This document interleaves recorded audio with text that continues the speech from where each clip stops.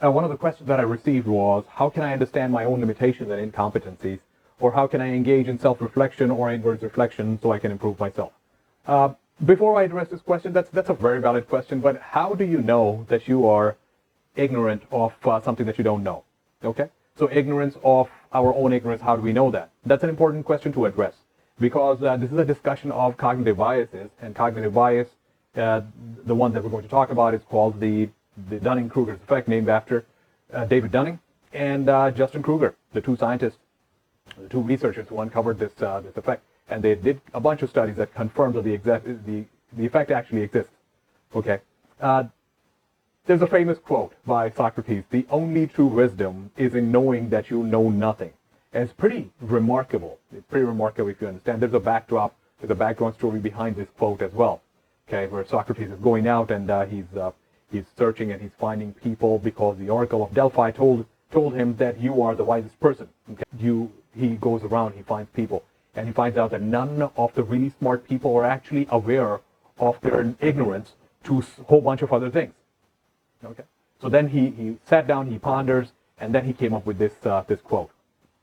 Now, the research was done in response to an event that happened in Pittsburgh, and there was a bank robbery done by MacArthur Wheeler.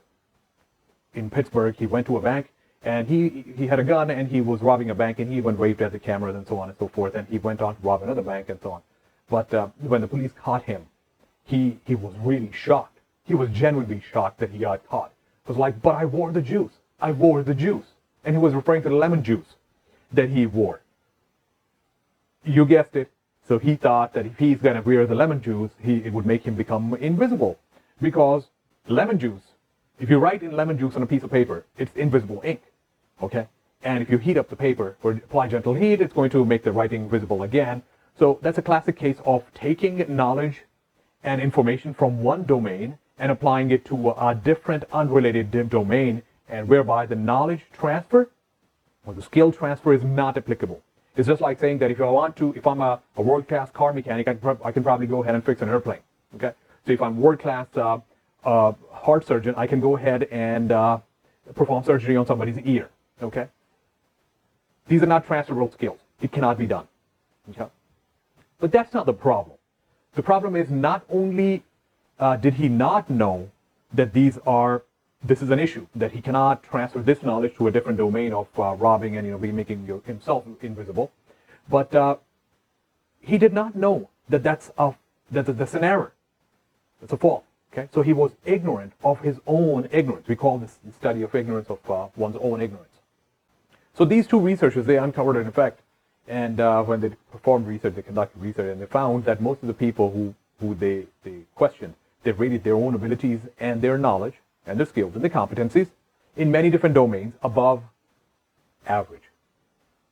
Think about it for a moment, that most people are rating their abilities and knowledge above average. That's a problem, because statistically speaking, most of the people should fall within the average or really close to the average. And then you're going to have serious underperformance, and then you're going to have a real good outperformance and so on. And they called it the term unknown unknowns. That not only do we don't know about a domain that we don't have the knowledge of, but we actually are not aware of our own incompetence or lack of knowledge or ignorance in that domain. So two unknowns, I don't know what I don't know. I hope that makes some sort of a sense. I don't know what I don't know. And this arises from two different things. Erroneous beliefs, okay, we'll talk about that, and the background knowledge. Okay. That means flawed background knowledge or lack of background knowledge, or considering some piece of information, data point, editorial article, opinion article, some snippet in the news, some video in the news, and constructing your own set or body of knowledge based on that information. So in the research, they uncovered that 25% of the bottom performers thought they did better than 70% of the people. Think about this for a moment. See, it's funny. It's funny to uncover an effect like this, because it can happen to any of us. Okay, it can happen to all of us. However, this is what they discovered on the other end of the spectrum, that people who are truly experts and high performers, they actually understated or underestimated their performance. So that was generalized as people who are truly knowledgeable about something, they are slightly doubtful about their abilities. Okay? So if there's a room full of people and one person stands up and this person is really loud and really vocal and appears to be the most certain person in the room, we automatically admire them as leaders. I was like, yeah, this guy, he's really loud, he's outspoken, he must know it. Okay? But there are high chances that this person suffers from that cognitive bias. And the true expert, or the person who knows that stuff, is actually hidden somewhere else. Okay? Or, is not willing to stand up and say, hey, I believe I can offer a better solution, or I can advance some knowledge or my expertise, and hopefully that's going to work. And even when the experts are selling a solution, they're kind of reluctant in not using overly confident words and terms. So the bias experiments were conducted for logical reasoning and grammar, but later on the experiments were repeated for math skills, wine tasting, chess playing, firearm safety, medical knowledge among surgeons, and knowledge of American history, politics, and American government. And this effect was consistently uncovered. So the effect has two parts. We have an incomplete knowledge and misguided knowledge that lead us to make mistakes. That's one thing. So yeah, I should suffer from the mistakes that I make because of incomplete knowledge. Okay? And hopefully I would learn a lesson. But that doesn't happen.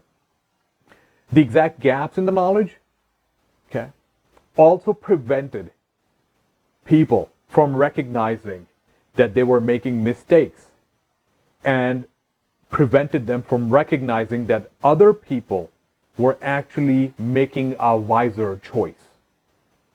Now that's a problem, and that needs to be elaborated further. Now, the cognitive bias arises from, of course, our cognitive miserliness as human beings. We are cognitively selective. That means we don't want to focus on pretty much all the piece of information that is coming in.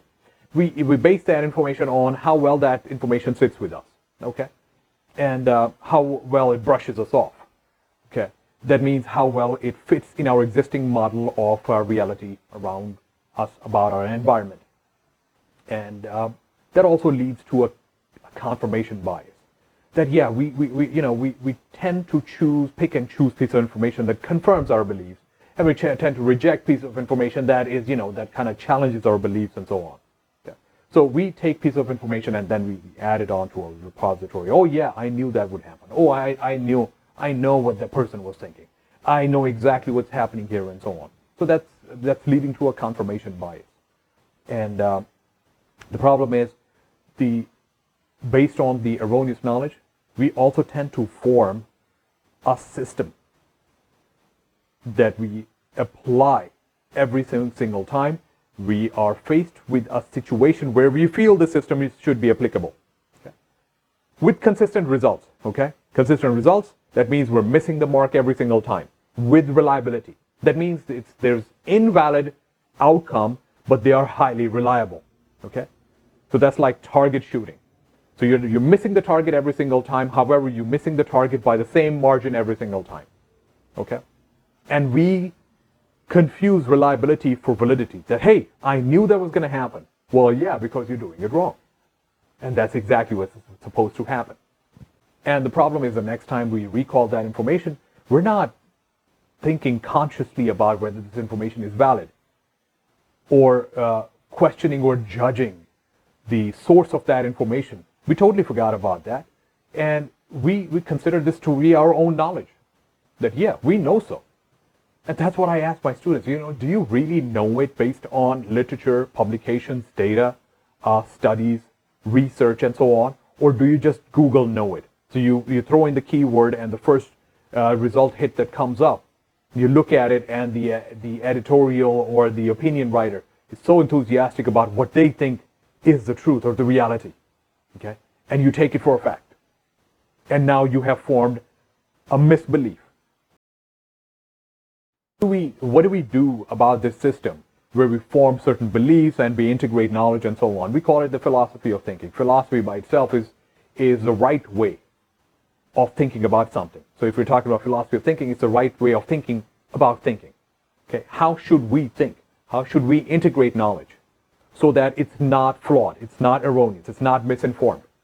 Okay, what are the sources of this knowledge? Am I taking information from social media? Am I taking information, taking advice from my friends? Am I taking information from research articles, editorials, textbooks, and so on?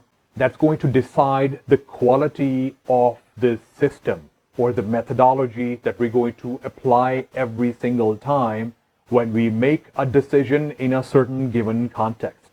So the researchers uncovered that it's not that people were using sloppy ways or means or haphazard means to solve a problem.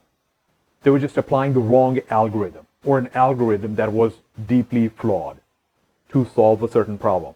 Since they had confidence in the structure and how that algorithm was built, they consistently applied it to many circumstances, many situations, and many domains, with, of course, consistent results, sometimes really, really wrong and bad results. And they became more confident in the validity of those systems and those models. The National Science Foundation, I was looking at their website, in their survey of scientific knowledge, they found large gaps in the basic facts of what people know. Okay, I'm just going to form some bases here, establish the reality of this effect. In their 2016 survey of roughly 1,400 United States adults, they asked a few science questions. One of the questions was, how long does it take for the Earth to go around the sun? And the simple answer is 1 year. Okay? But 50% of the respondents actually got it wrong. Think about it. It speaks volumes about rational people who can make a serious error in how they apply their rationale to a particular situation or a problem. Now, here's another one. Electrons are smaller than atoms. True or false? 50% of the people got it wrong. Does the sun go around Earth, or does the Earth go around the sun? And guess what? 30% of the people got this one wrong too. 30% of the 1,400 respondents. So that goes on to tell us that if we are not forming the correct way of thinking about a simple issue or a simple problem, our thinking can be totally flawed in something that requires slightly more cognitive skills or capacity, or slightly more complex problem solving or thinking. When asked whether it was better to test a new high blood pressure drug by giving it to 1,000 participants, or by giving it to 500 participants and then giving a placebo to 500, the remaining 500 participants, only 38% of people answered it correctly, that it's option B. If you want to observe the results or the efficacy of medication on individuals, then you have to do an experimental study or experimental design of study, whereby there is an experimental group that's going to receive the treatment, and then there's a control group that is not going to receive an intervention, and they're going to be receiving a placebo. And that is going to speak some evidence. But the criticism was, well, not everyone is literate in science. They may have flawed information or flawed knowledge about science. All right, fine. Maybe no direct consequences of knowing whether an electron is larger than an atom or not. But think about the ignorance related to public policy issue, American government, and American history. Okay? And how a lack of knowledge can translate into responses during voting and during elections. Okay? Because these responses are actually going to decide what our future turns out to be. Okay? In a 2009 survey of roughly 2,500 American citizens, only half the respondents could name all three branches of federal government. Only 54% knew that the power to declare war rests with the Congress rather than the president. and only 50%, 57% could properly identify the role played by the Electoral College, with many thinking that it trains aspiring presidents. Interesting, isn't it?